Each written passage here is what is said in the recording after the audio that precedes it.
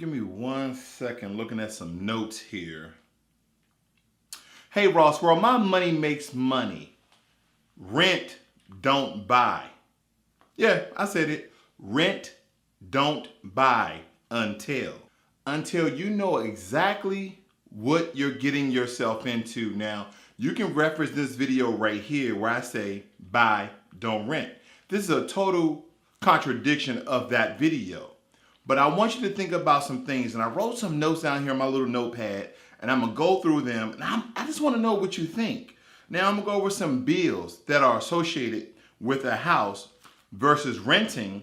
Then I'll give you some numbers, kind of rough numbers, and I really didn't get into the details of them, just so you can see where I'm getting at. So first and foremost, whether it be a house or a condo, most of them have some of the same bills, condo fees, trash, gas, okay. But we're gonna go over it. So with the house you have now, for each house, this may differ or they may be all the same, like my last house. So you have mortgage, you have house insurance, you have property tax, HOA fees, personal property insurance, water, electricity, sewage, gas, trash, and recycle. So those are the basic bills that most houses have.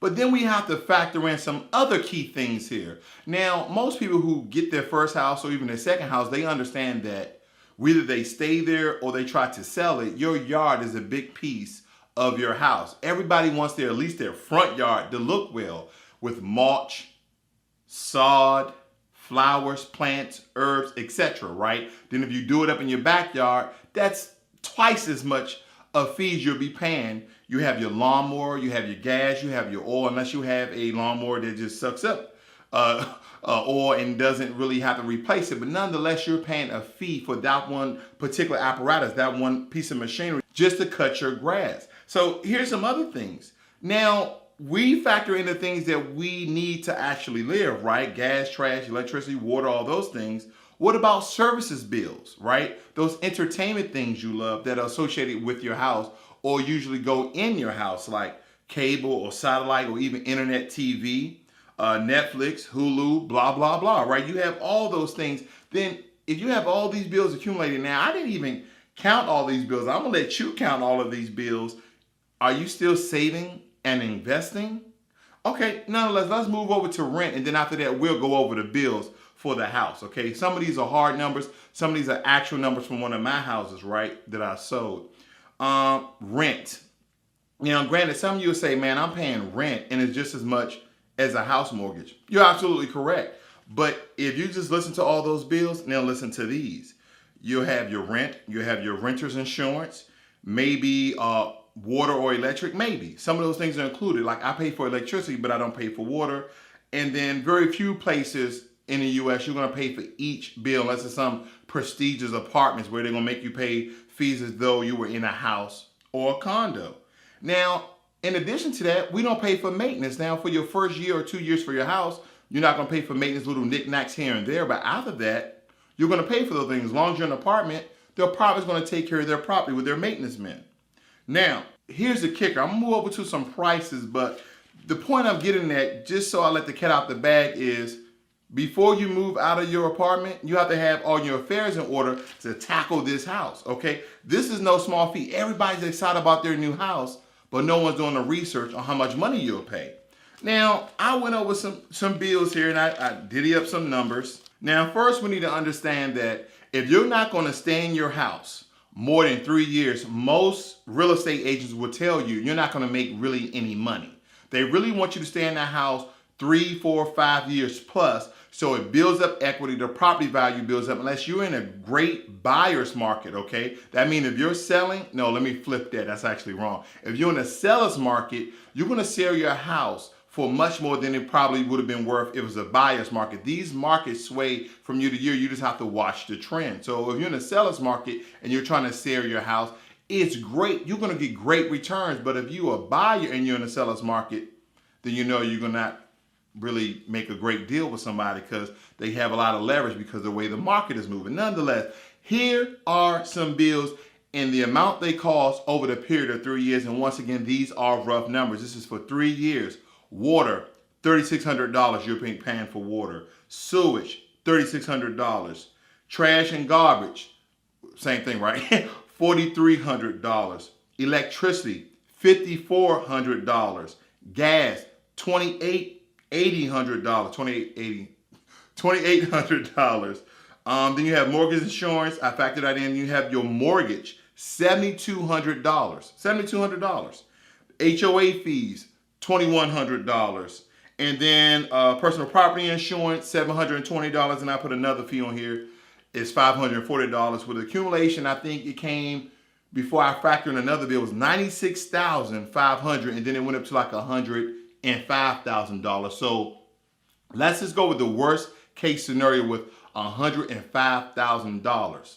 So if you bought your house and you didn't keep it for 3 years or more, and someone tells you, okay, hey, you bought your house for $200, and then your house is only worth $300, and you're thinking, hey, I made $100, so based upon what you just told me, Ross, well, I'm going to make money. Okay, we shouldn't factor in title fees, real estate, the real estate agent fees, unless you're your own real estate, but you're not going to get that extra $100,000 because the other guy who's buying your house, he's willing and dealing. Then it's all these other fees, all these other taxes you got to pay for when you sell that house. So what am I saying? Over the course of 3 years, you would have paid in services. I'm not even counting cable. You saw mortgage, HOA fees, all this accumulation, all these fees I wrote down. Okay, all these fees I wrote down. You have to understand, if you don't sell your house for a profit of more than $105,000, in my opinion, you will be losing. A house is a liability. A car is a liability. If your house is not making you money, meaning you have some extra rooms and you're renting them out, or maybe this is a rental property, but for most people, it's your home and you're not going to rent out any rooms. So it's a liability unless you sell it for a profit later on, because a liability doesn't make you money. It takes your money, but you're saying, hey, well, when I'm in my house, I'm building equity. Okay, it doesn't matter. It's not making you money right now. Okay, you may make money 3, 4, 5 years from now, but it's not making you money right now. Just as your car, if your car's not paid off and you're not doing Uber, Lyft, or Wings or something like that, then your car is a liability and it's not an asset because it's not making you money. Do you hear what I'm talking about? So you're going to go out because you're like, oh, I'm tired of renting. I'm tired of these apartments. I'm tired of this. I'm tired of that. I want my own house. I want this. I want that. First and foremost, if you thought this over, if you went bill by bill, step by step of buying a home and see how much it really gonna cost you, and you're ready for that, then go do it. Congratulations. Congratulations on your first house. Let me be the first one to congratulate you on your new home purchase. But I'm gonna tell you, quite frankly, there's a lot of people who have been evicted and put out their own homes because they didn't do the math. They didn't sit down. The only thing they knew that with their apartment, they could afford $1,500 a month. So they figure they can afford a house $1,500 a month. No. Property tax, house insurance, HOA fees, etc. Here's another factor you have to factor in too. Different neighborhoods with the same houses cost different amounts, because if you live near a police station, a fire department, most likely that neighborhood is a good neighborhood, and the prices, the property value of them homes are higher than 10 blocks away where the neighborhood is not that good. It doesn't mean that it's a violent neighborhood, but it's just not that good. It's probably not under HOAs. They can do anything with their houses. They don't take care of their lawn. There's no fire department, no schools nearby. Those houses are usually cheaper than those houses in those prestigious neighborhoods. And I don't mean prestigious because everybody's rich, because it's a community, it's a microcosm that they have built.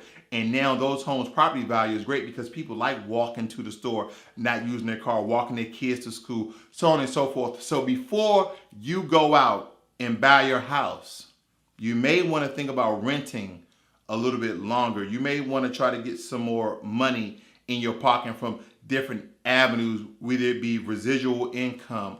You want to create wealth before you put yourself in great debt. And just as other financial advisors tell you, most of them tell you, hey, don't accumulate any debt, save up the money, and then go buy your home. But we know that that's not the usual for most people. You can't save up $200,000 until you're like 50 or 60 and you never experience your own home.